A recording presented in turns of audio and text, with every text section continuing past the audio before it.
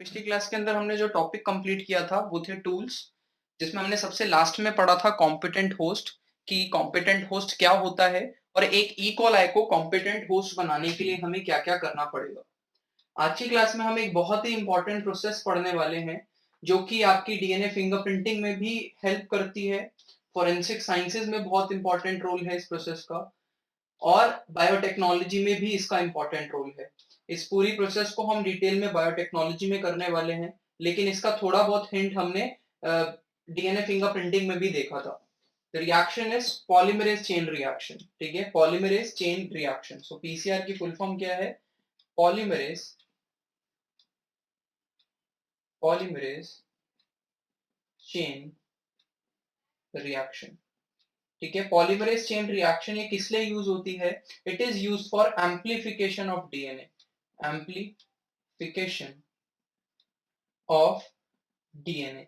DNA के amplification के लिए यूज होती है। What is the meaning of amplification? Amplification का मतलब होता है अमाउंट इंक्रीज कर देना। और जब भी मैं डीएनए के एम्प्लीफिकेशन की बात कर रहा हूं तो इसका मतलब डीएनए के नंबर में इंक्रीज कर देना। अब कौन सी प्रोसेस के थ्रू डीएनए अपने नंबर को इंक्रीज कर सकता है? ये बात आपको समझ में आ रही है कि डीएनए रेप्लिकेशन करता है एक सेल के अंदर और अपने आप को एम्प्लीफाई करता है। ये तो हो गई नेचुरल प्रोसेस कि डीएनए हमारे सेल के अंदर कैसे करता है। ये हम जेनेटिक्स में पढ़ चुके हैं कि डीएनए रेप्लिकेट कैसे करता है, रेप्लिकेशन। उसी के बेसिस पे मैं कैसे डीएनए को लैब के अंदर एम्प्लीफाई कर सकता हूं। ठीक है, तो रेप्लिकेशन जैसी ही कुछ प्रोसेस होती है। एक बार रेप्लिकेशन जरा फटाफट से याद करो कि डीएनए के अगर दो स्ट्रैंड्स हैं, दोनों स्ट्रैंड्स के बीच में हाइड्रोजन बॉन्डिंग होती है। रेप्लिकेशन में सबसे पहले आपको इन दोनों स्ट्रैंड्स को खोलना पड़ता है। ये दोनों स्ट्रैंड्स क्या होते हैं? खुलते हैं। उसके बाद क्या होता है? इन दोनों स्ट्रैंड्स के ऊपर प्राइमर जुड़ता है। ठीक है, प्राइमर जुड़ेगा। उसके बाद दोनों स्ट्रैंड्स अपना अलग अलग एक नया डीएनए बना देंगे। तो एक स्ट्रैंड से मैंने कितने स्ट्रैंड बना लिए? दो स्ट्रैंड बना लिए, जिसके अंदर आपके एंजाइम्स कौन कौन से यूज होते थे? एक एंजाइम यूज होता था जो कि डीएनए को खोलने में हेल्प करता था, जिसका नाम था हेलिकेस। एक होता था जो कि यहाँ पे प्रोसेस को, पॉलीमराइजेशन को स्टार्ट करने में हेल्प करता है, जिसका नाम है प्राइमर। और एक है जो कि एक्चुअल में डीएनए स्ट्रैंड को बनाता है, जिसका नाम है डीएनए पॉलीमरेज। तो ये हमारे यूज होते थे कब? जब हमने नॉर्मल रेप्लिकेशन पढ़ा था।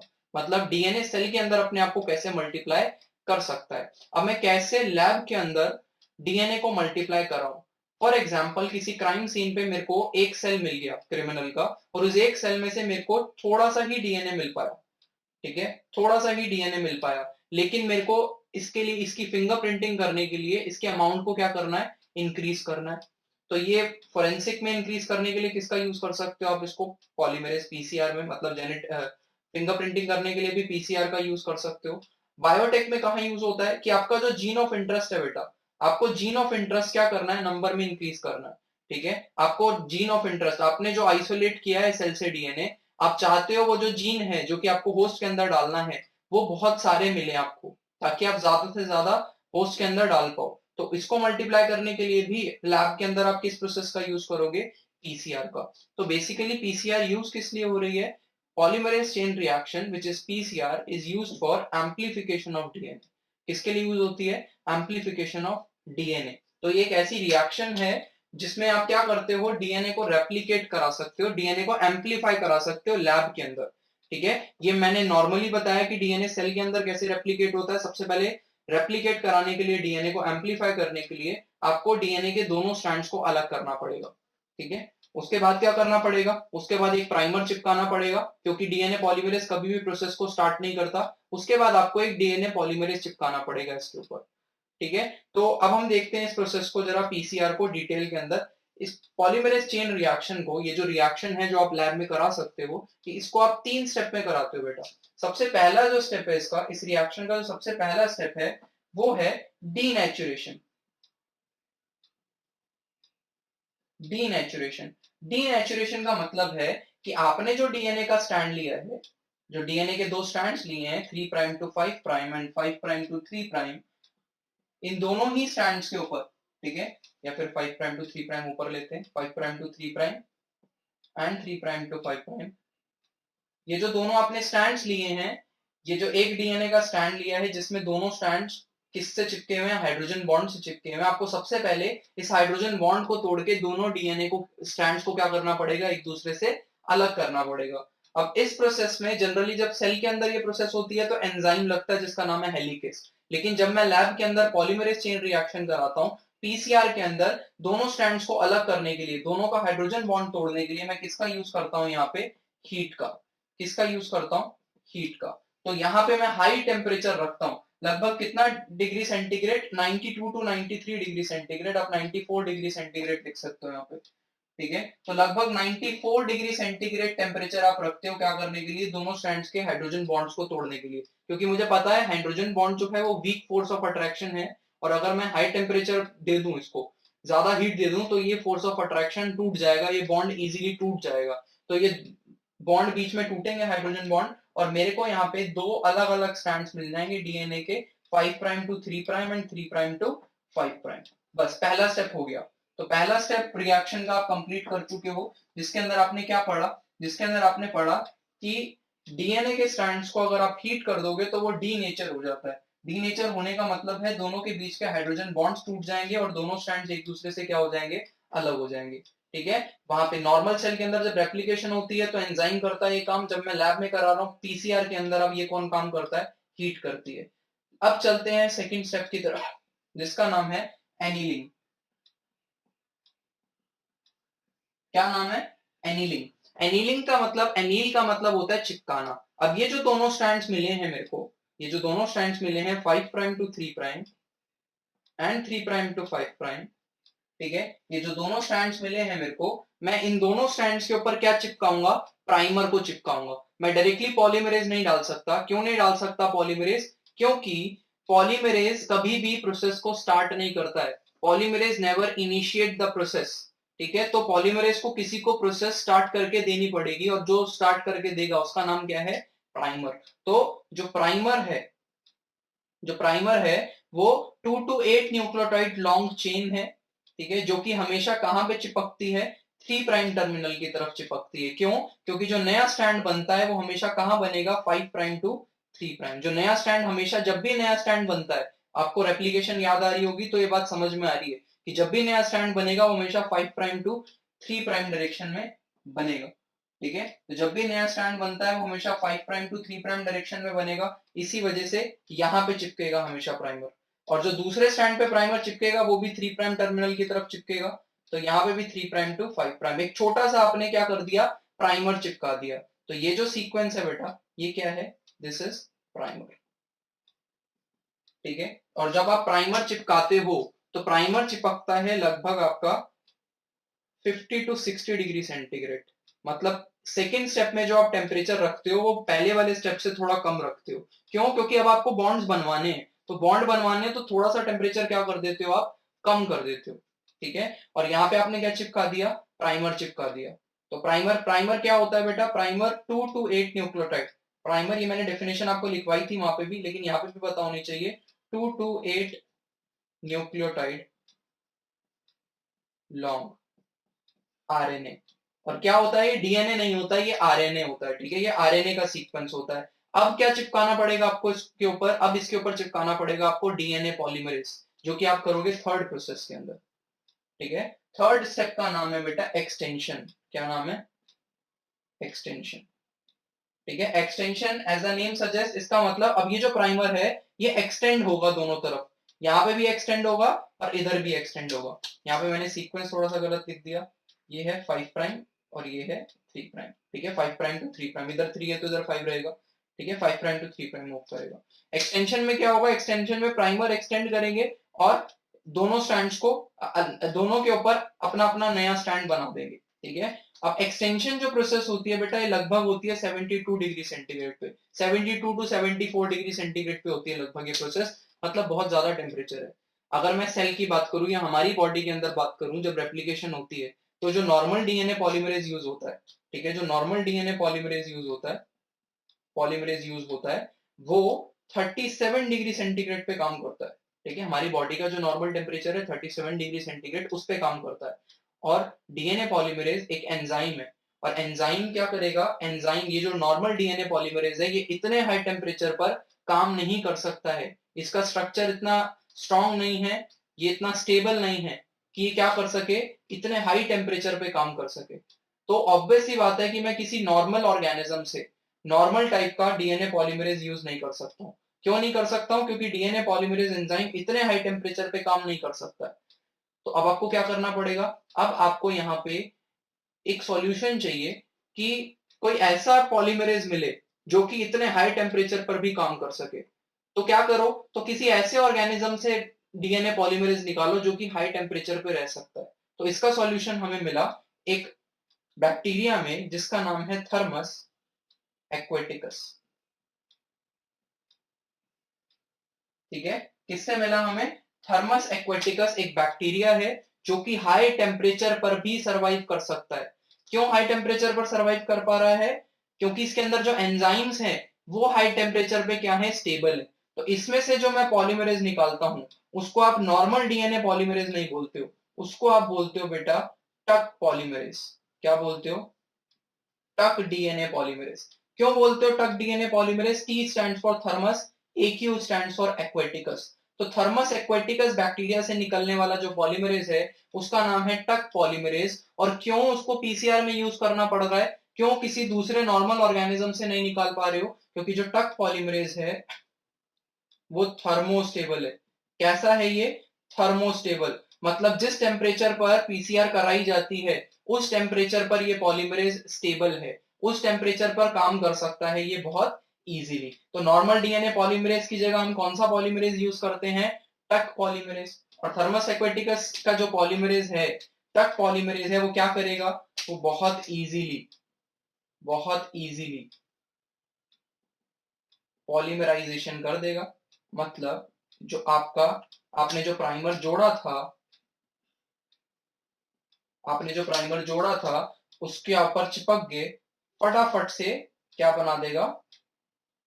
नया स्टैंड आगे सिंथेसिस कर देगा, जो कि क्या होगा? 5 prime to 3 prime, 5 prime to 3 prime.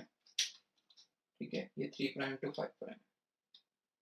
ठीक है, तो आपको दिख रहा है कि मैंने एक डीएनए से यहाँ पे कितने डीएनए बना दिए? 2। अब क्या करो? अब ये साइकिल है बेटा। ठीक है, ये क्या है? साइकिल। मतलब आप थर्ड स्टेप से फिर से कहां डाल दो? इन दोनों डीएनए को कहां डाल दो? डीनेचुरेशन में डाल दो। फिर से ये हो जाएगा। फिर से एनिलिंग में डाल दो। 2 से कितने बन जाएंगे? 4। फिर उन चारों को फिर से तीनों स्टेप करवाओ। फिर उसके बाद जितने बनेंगे उनके बाद फिर से करवाओ। तो आपको ये बात समझ आ रही है कि आप इस प्रोसेस को बार बार रिपीट कर सकते हो। तो जो आपके डीएनए के अंदर बन रहे हैं वो साइकिल की फॉर्म में क्या होते जाएंगे? मल्टीप्लाई होते जाएंगे। ठीक है, और ये साइकिल आप इतनी बार करा सकते हो कि लगभग 1 बिलियन टाइम्स तक डीएनए को एम्पलीफाई कर सकते हो। मतलब एक डीएनए दो, मैं उससे 1 बिलियन डीएनए बना सकता हूँ। मतलब आपके डीएनए, एक सेल के डीएनए से टेस्ट ट्यूब भर के डीएनए बन सकता है, बिल्कुल सेम टू सेम। कैसे? By polymerase chain reaction. ठीक है, पॉलीमरेज चेन रिएक्शन जब भी आएगा या तो छोटे छोटे क्वेश्चंस पूछ सकता है आपसे। ठीक है, आपको टेम्परेचर जरूर याद रखना है, या फिर आपको 3 मार्क्स में डायरेक्टली आ जाता है पीसीआर एक्सप्लेन कर दो। तो पॉलीमरेज चेन रिएक्शन किस लिए यूज होता है? For amplification of DNA. PCR की फुल फॉर्म यहाँ पे लिखी हुई है। कितने स्टेप्स में कराया जाता है? 3 स्टेप्स में कराया जाता है। सबसे पहला डीनेचुरेशन, जो कि टेम्परेचर की प्रेजेंस में, टेम्परेचर याद रखना है। टेम्परेचर की प्रेजेंस में आप दोनों के बीच हाइड्रोजन बॉन्ड्स तोड़ते हो, दोनों स्ट्रैंड्स के, दोनों को अलग कर दिया। उसके बाद आप प्राइमर जोड़ते हो एनिलिंग में। ठीक है, प्राइमर हमेशा 3 प्राइम एंड की तरफ जुड़ेगा और सिंथेसिस करेगा 5 प्राइम टू 3 प्राइम की। उसके बाद आप क्या करते हो? उसके बाद आप एक्सटेंशन करते हो जिसमें आप पॉलीमरेज यूज करते हो। कौन सा पॉलीमरेज? टक पॉलीमरेज। क्यों? क्योंकि पीसीआर हाई टेम्परेचर पर कराई जाती है रिएक्शन, और इतने टेम्परेचर के ऊपर आपका थर्मस एक्वेटिकस का टक पॉलीमरेज जो है वो स्टेबल है, इसीलिए इसको बोला जाता है थर्मोस्टेबल। तो ये थर्मोस्टेबल है, ये जरूर याद रखना है, आपको एक्सप्लेन करना होगा ऐसे आएगा तो। और इस साइकिल को चलते रहने दो, आपका डीएनए एम्पलीफाई होता रहेगा। जितने भी टाइम्स तक आपको एम्पलीफाई करना है उतनी साइकिल आप करा दो। ठीक है, हर एक साइकिल के बाद हर एक डीएनए से कितने डीएनए बनते रहेंगे? 2। फिर उसके बाद 4 हो जाएंगे, 4 फिर करेंगे, फिर उसके बाद जितने बनेंगे वो उतने बनेंगे। तो हर एक साइकिल के बाद आपका डीएनए एम्पलीफाई हो रहा है। बहुत ज्यादा तेजी से एम्पलीफाई कर सकते हो आप लैब के अंदर। किसको? डीएनए को। ठीक है, तो होपफुली आपको ये समझ में आ रही है। ठीक है, और डीएनए, ये जो आपकी एम्पलीफिकेशन ऑफ डीएनए है, एम्पलीफिकेशन ऑफ डीएनए ये किसने दिया था? ठीक है, कि किसने दिया सबसे पहले? तो कैरी मुलिस। ठीक है, तो साइंटिस्ट का नाम भी आप याद रखना बेटा, कैरी मुलिस। ठीक है, कैरी मुलिस जो थे उन्होंने सबसे पहले, ठीक है, कैरी KARY, कैरी मुलिस साइंटिस्ट, उन्होंने ये रिएक्शन जो है वो दी थी। ठीक है, तो पीसीआर जो है वो किसने दी थी? Invented by carry मुलिस। ये आपको याद रखना है, साइंटिस्ट का नाम पूछा जाता है। ठीक है, तो यहाँ पे मैंने बता दिया कैरी मुलिस, 3 स्टेप में रिएक्शन हो जाती है, और डीनेचुरेशन, एनिलिंग और एक्सटेंशन, तीनों प्रोसेस आपको पता होने चाहिए। क्वेश्चन कैसे कैसे आते हैं, अब आपको पूछेगा कि पीसीआर के अंदर कौन सा स्टेप थोड़े कम टेम्परेचर पे कराया जाता है। ठीक है, कौन से स्टेप में टेम्परेचर कम किया जाता है कराने के लिए? तो सोचो, डीनेचुरेशन हाई पे हो रहा है, इसमें कम कर दिया, फिर से बढ़ाना पड़ा एक्सटेंशन के लिए। तो डी एनिलिंग जो प्रोसेस है वो, उसके लिए आपको टेम्परेचर क्या करना पड़ेगा? थोड़ा सा कम करना पड़ेगा। ये आपको क्वेश्चन पता होना चाहिए, आंसर पता होना चाहिए इसका, कि जो एनिलिंग है वो कम टेम्परेचर पे कराया जा रहा है। वैसे तो 50 टू 60 डिग्री सेंटीग्रेड कम नहीं होता टेम्परेचर, लेकिन अगर मुझसे पूछ रहा है कम किस में करना पड़ा, तो ऑब्वियसली 94 के रिस्पेक्ट में तो कम है। ठीक है, तो कम टेम्परेचर पे जो कराया जाता है वो क्या है? एनिलिंग कराया जाता है। ठीक है, तो ये है पीसीआर। तो हमारा टूल के बाद ये एक और प्रोसेस बची थी जो कि आपको पता होनी चाहिए थी, कि अगर मैं आपको एक डीएनए का फ्रेगमेंट दे दूं और आपको उसको उसकी कॉपीज चाहिए बहुत सारी लैब के अंदर, तो आप कैसे मल्टीप्लाई करोगे? तो बाय यूजिंग पीसीआर। एम्पलीफाई कैसे करोगे डीएनए को या डीएनए के फ्रेगमेंट को? By using PCR. तो अब हम क्या करेंगे, अब हम एक बारी रिकॉम्बिनेंट डीएनए टेक्नोलॉजी, हमने अब तक जितने भी टूल्स पढ़ लिए हैं, ये जो प्रोसेस पढ़ ली है, एक बार फटाफट से कंपाइल कर लेते हैं रिकॉम्बिनेंट डीएनए टेक्नोलॉजी को। ठीक है, स्टेप्स देख लेते हैं कि क्या क्या स्टेप्स हमें करने हैं। उसमें से ज्यादातर स्टेप आपको समझ में आ चुके हैं, बस एक बार कंपाइल करके चेक करना है कि एक्चुअल में हाँ हमें समझ में आया कि नहीं आया। ठीक है, तो देखते हैं जरा। So process of recombinant DNA technology देखने से पहले एक बार ये फटाफट से पीसीआर का डायग्राम देख लेते हैं, एनसीईआरटी वाला, जो कि एनसीईआरटी में दिया हुआ है। यहाँ पे आपको सबसे ऊपर दिख रहा है, आपको सबसे ऊपर दिख रहा है डीएनए, जिसका हमें एम्प्लीफिकेशन करना है। उसके बाद आपको साइड में दिख रहा है, अपने राइट हैंड साइड पे डीनेचुरेशन लिखा हुआ है, जिसमें एरो से लिखा हुआ है आपका हीट। ठीक है, उसके बाद सेकेंड स्टेप आपको दिख रहा है राइट हैंड साइड पे एनिलिंग, जिसके अंदर आप देखोगे तो प्राइमर ऐड हो चुके हैं। प्राइमर ऐड कर दिया, और प्राइमर ये भी चेक करना कौन सी साइड पे ऐड हुए। तो 3' टर्मिनल जो था आपके टेम्पलेट स्टैंड का, जो कि आपने पेरेंटल स्टैंड है, उन दोनों ही स्टैंड पे 3' की तरफ पे क्या हुए हैं? ऐड हुए हैं। ठीक है, और जो ऐड हुए हैं वो 5' टू 3' डायरेक्शन में बनेंगे। तो 5' टू 3' और 5' टू 3' आपको दोनों तरफ दिख रहे हैं प्राइमर लगे हुए। ठीक है, उसके नेक्स्ट स्टेप में आपको दिखेगा कि जो प्राइमर है उसके ऊपर डीएनए पॉलीमरेज चिपका है।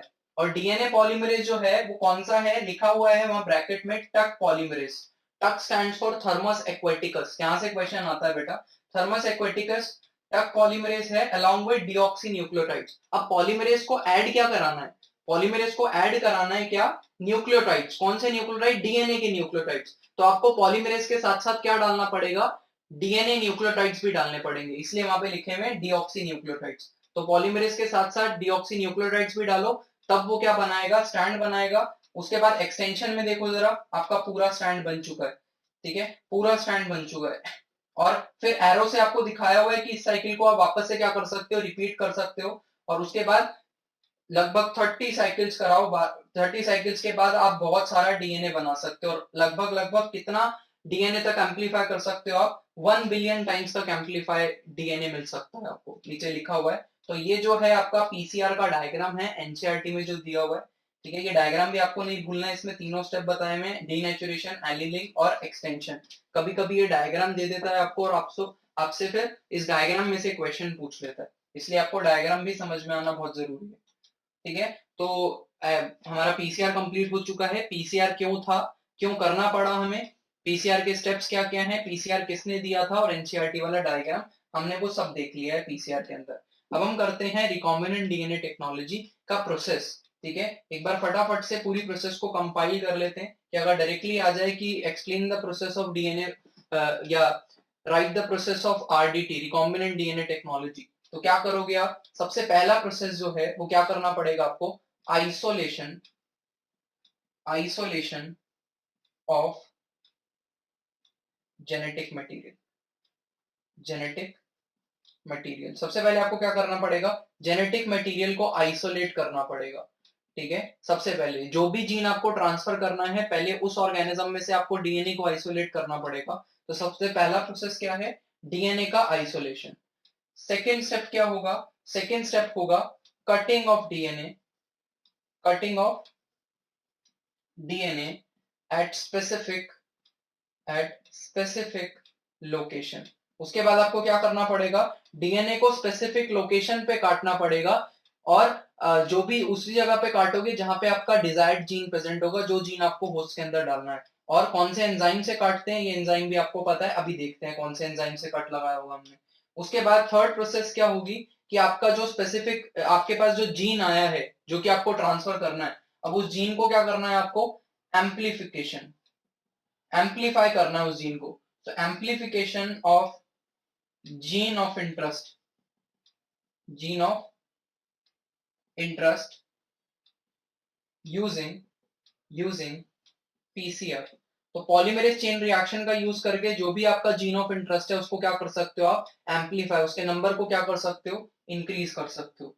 Fourth, insertion, insertion of recombinant DNA, recombinant DNA into the host, into the host. आपने क्या किया, आपने एम्पलीफाई कर लिया जीन ऑफ इंटरेस्ट को पीसीआर का यूज करके। उस जीन ऑफ इंटरेस्ट को आपने होस्ट के साथ जैसे ही चिपकाया, अब वो डीएनए क्या कहलाएगा बेटा, ये होस्ट आपने लिया, लेट्स से प्लाज्मिड आपने लिया, अब वो डीएनए क्या कहलाएगा आपका, अब ये जो है ये कहलाएगा रिकॉम्बिनेंट डीएनए। नेक्स्ट प्रोसेस में आपको क्या करना पड़ेगा, insertion of recombinant DNA into the host. इस डीएनए को, रिकॉम्बिनेंट डीएनए को होस्ट के अंदर आपको डालना पड़ेगा। उसके लिए आपको होस्ट को कॉम्पिटेंट बनाना पड़ेगा, वो सारी प्रोसेसेस हम डिटेल में पढ़ चुके हैं। तो आपको ये प्रोसेस समझ में आ रही है कि इंसर्ट कैसे किया जाता है रिकॉम्बिनेंट डीएनए को होस्ट के अंदर, और रिकॉम्बिनेंट डीएनए बनाया कैसे जाता है वो भी आपको पता है। Fifth, obtaining, obtain the foreign gene product. ठीक है, जो भी फॉरेन जीन आपने डाला है किसके अंदर, होस्ट के अंदर। तो होस्ट के अंदर लेट से आपने फॉरेन जीन डाला है, ठीक है, ये होस्ट के अंदर आपने रिकॉम्बिनेंट डीएनए क्या कर दिया, ट्रांसफर कर दिया। तो recombinant DNA is carrying the foreign gene, तो आपने रिकॉम्बिनेंट डीएनए होस्ट के अंदर एंटर कर दिया। अब ये होस्ट क्या करेगा, ये जो जीन है इस जीन का क्या बनाएगा, प्रोटीन, जिसको हम क्या बोल सकते हैं, प्रोडक्ट। और अब ये जो प्रोटीन बनेगा इसको आप रिकॉम्बिनेंट प्रोटीन भी कह सकते हो, क्या बोल सकते हो, रिकॉम्बिनेंट प्रोटीन। क्यों, क्योंकि रिकॉम्बिनेंट डीएनए से बन रहा है, तो रिकॉम्बिनेंट डीएनए से जो प्रोटीन बनेगा उसको हम कह रहे हैं प्रोडक्ट। तो obtain the foreign gene product, जो फॉरेन जीन आपने डाला है इकोलाई के अंदर उस प्रोडक्ट को बनाओ। ठीक है, वो कैसे बनेगा प्रोडक्ट और कैसे एफिशिएंटली बने ये हमें पढ़ना है अभी। ठीक है, ये हमें पढ़ना है, हमारे जो नेक्स्ट टॉपिक रहेंगे वो यही रहने वाला है, obtaining the foreign gene product. उसके बाद जो है downstream processes, downstream processing, processing. Downstream processing का मतलब है आपने प्रोटीन या प्रोडक्ट बना लिया रिकॉम्बिनेंट डीएनए टेक्नोलॉजी से, अब आपने जो प्रोडक्ट बनाया इसको मार्केट में रिलीज करने से पहले आपको जो जो मेथड्स करने पड़ेंगे। ठीक है, लेट से आपने प्रोटीन बनाया तो उस प्रोटीन को आपको प्यूरिफाई करना पड़ेगा, फिल्टर करना पड़ेगा, फिर अगर ये कोई ड्रग है तो उसको टेस्ट करना पड़ेगा, क्लिनिकल ट्रायल्स होंगे उसके, वो सारी प्रोसेसेस इसके अंदर आती है डाउनस्ट्रीम प्रोसेसिंग के अंदर। तो डाउनस्ट्रीम प्रोसेसिंग भी आपको करनी पड़ेगी, उसके बाद आप मार्केट में उसको रिलीज कर सकते हो। आपकी रिकॉम्बिनेंट डीएनए टेक्नोलॉजी खत्म हो गई। रिकॉम्बिनेंट डीएनए टेक्नोलॉजी के हमारे जो नेक्स्ट दो टॉपिक बचे हुए हैं इस चैप्टर के, लास्ट दो टॉपिक वो क्या है, obtaining the foreign gene product, कि आपने अपना रिकॉम्बिनेंट डीएनए किसी भी होस्ट के अंदर डाला, अब वो होस्ट आपका प्रोटीन बना पाए ढंग से, उस होस्ट को आपको क्या देना पड़ेगा, उस होस्ट को आपको वो कंडीशंस देनी पड़ेगी जिसके अंदर होस्ट ढंग से मल्टीप्लाई कर पाए और वो प्रोटीन बना पाए। तो वो कंडीशन हम कैसे देते हैं वो हम पढ़ेंगे किधर, foreign gene product, obtaining the foreign gene product topic के अंदर। उसके बाद जब हमारा प्रोटीन बन जाएगा या प्रोडक्ट बन जाएगा, उसकी downstream processing, filtration, purification, trials, वो सारी चीजें हम पढ़ेंगे कहाँ, डाउनस्ट्रीम प्रोसेसिंग के अंदर। तो ये लास्ट दो टॉपिक्स बचे हुए हैं, शुरू के जो टॉपिक्स हैं वो हम कर चुके हैं। आइसोलेशन ऑफ जेनेटिक मटेरियल में हमने जो क्या पढ़े थे, कुछ एंजाइम्स पढ़े थे बेटा। वो एंजाइम्स क्या क्या पढ़े थे कि अगर आपने बैक्टीरिया का सेल लिया है, बैक्टीरिया का, तो आप क्या यूज करोगे, लाइसोजाइम यूज करोगे, क्योंकि इसकी वॉल को तोड़ना पड़ेगा डीएनए के एक्सट्रैक्शन के लिए। अगर बैक्टीरिया के अलावा आपने प्लांट का सेल लिया है तो आपको सेल्यूलेज डालना पड़ेगा। अगर आपने फंगस का सेल लिया है, ठीक है, या फंजाई का सेल लिया है, तो आपको क्या डालना पड़ेगा, काइटिनेज डालना पड़ेगा, क्योंकि काइटिन का बना हुआ है। इसके साथ ये तो वॉल तोड़ेंगे, उसके बाद मेम्ब्रेन अगर तोड़नी है आपको, तो मेम्ब्रेन तोड़ने के लिए आपको प्रोटीएजेस चाहिए, प्रोटीएज, पैक्टिनेज, पैक्टिनेज चाहिए, आरएनएस चाहिए, आरएनए को तोड़ने के लिए। तो ये सारी चीजें उनको ब्रेक कर देंगी और आपका जो डीएनए है वो बाहर आ जाएगा। इस प्रोसेस में आप बस डीएनए नहीं डाल सकते, क्योंकि डीएनए तो आपको चाहिए, तो डीएनए डालोगे तो डीएनए भी डाइजेस्ट हो जाएगा, वो आप नहीं चाहते हो। तो ये सारी चीजें आपको चाहिए, क्या किसके लिए, आइसोलेशन ऑफ डीएनए, ये हम पढ़ चुके हैं, आपको याद आ रहा होगा होपफुली। उसके बाद cutting of DNA at specific location किससे करते हैं हम करते हैं बेटा किससे, रिस्ट्रिक्शन, रिस्ट्रिक्शन एंडो न्यूक्लियस। तो जो रिस्ट्रिक्शन एंडोन्यूक्लियस होते हैं, रिस्ट्रिक्शन एंडोन्यूक्लियस, वो क्या करते हैं, वो क्लीविंग एंजाइम है, मॉलिक्यूलर सीजर्स है। मॉलिक्यूलर सीजर्स का मतलब ये क्या कर सकते हैं, ये आपके डीएनए पे कट लगा सकते हैं स्पेसिफिक लोकेशन पे। तो रिस्ट्रिक्शन एंडोन्यूक्लियस भी हमने पढ़ चुके हैं, रिस्ट्रिक्शन एंडोन्यूक्लियस की नोमेनक्लेचर पढ़ चुके हैं, इकोलाई में जो रिस्ट्रिक्शन एंडोन्यूक्लियस बना था उसका स्ट्रक्चर भी पढ़ चुके हैं। तो ये भी हमारा सेकेंड प्रोसेस हो चुका है। जो थर्ड प्रोसेस है, amplification of gene of interest, PCR, वो अभी अभी किया हमने इस स्टेप से पहले, पीसीआर भी हम ढंग से कर चुके हैं। उसके बाद रिकॉम्बिनेंट डीएनए बनाए कैसे, ये भी हम कर चुके हैं, कि आपको जिस रेस्ट्रिक्शन एंडोन्यूक्लियस से आपने कट लगाया है, किसके ऊपर, जिस रेस्ट्रिक्शन एंडोन्यूक्लियस से आपने कट लगाया है अपने जीन ऑफ इंटरेस्ट पे, ठीक है, मतलब अपने जीन ऑफ इंटरेस्ट निकालने के लिए उसी से आप कट लगा दो, किसके ऊपर, उसी से कट लगा दो आप अपने सर्कुलर डीएनए पे, मतलब वेक्टर के ऊपर, और फिर दोनों को लाइगेट कर दो, दोनों को आपस में चिपका दो। तो आपके पास जो बनेगा, जो बन के आएगा, उसको हम कहेंगे क्या, रिकॉम्बिनेंट डीएनए। ये रिकॉम्बिनेंट डीएनए, और फिर इस रिकॉम्बिनेंट डीएनए को क्या करना पड़ेगा आपको, होस्ट के अंदर ट्रांसफर करना पड़ेगा। और ये रिकॉम्बिनेंट डीएनए को ट्रांसफर करने के लिए आपको होस्ट को कॉम्पिटेंट बनाना पड़ेगा, जिसमें हमने कैल्शियम आयन से ट्रीट किया था, फिर हीट शॉक दिया था, ठीक है। तो वो सारी चीजें करने के बाद आप क्या करोगे, होस्ट के अंदर पहुंचा दोगे, किसको, होस्ट के अंदर पहुंचा दिया आपने, किसको, रिकॉम्बिनेंट डीएनए को। अब आप चाहते हो ये डीएनए होस्ट के अंदर क्या बनाए, प्रोटीन बनाए, और बिल्कुल ठीक से प्रोटीन बनाए, जितना ज्यादा एफिशिएंटली हो सके प्रोटीन बनाए। तो आपको इस होस्ट को क्या देनी पड़ेगी, ऑप्टिमम कंडीशंस, क्या देनी पड़ेगी, ऑप्टिमम कंडीशंस, कंडीशंस देनी पड़ेंगी, एंड न्यूट्रिशन भी देना पड़ेगा। तो अब आपको होस्ट को वो सारी कंडीशन देनी पड़ेगी जिसमें होस्ट अच्छे से मल्टीप्लाई कर सके, अच्छे से प्रोटीन बना सके। वो कंडीशन दी जाती है बेटा एक टैंक के अंदर। वो कंडीशन प्रोवाइड करने के लिए आप इस होस्ट को एक टैंक में ग्रो कराते हो, जिस टैंक का नाम क्या है, बायो रिएक्टर। क्या नाम है टैंक का, बायो रिएक्टर। तो जो बायो रिएक्टर है वो हमारा नेक्स्ट टॉपिक होने वाला है नेक्स्ट क्लास का, जिसके अंदर हम क्या देखेंगे, जिसके अंदर हम देखेंगे कि आप कैसे एक होस्ट से ज्यादा एफिशिएंटली क्या बना सकते हो, प्रोटीन बना सकते हो, जो कि हमारा कौन सा टॉपिक रहने वाला है, obtaining the foreign gene product.